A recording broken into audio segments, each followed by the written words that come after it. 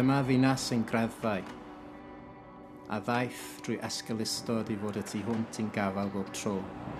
Dinas sy'n estyn o hyd at bethau mwy crand na thraid ar goncrit, a'r chwyn sy'n tyfu ar gorneli stryd.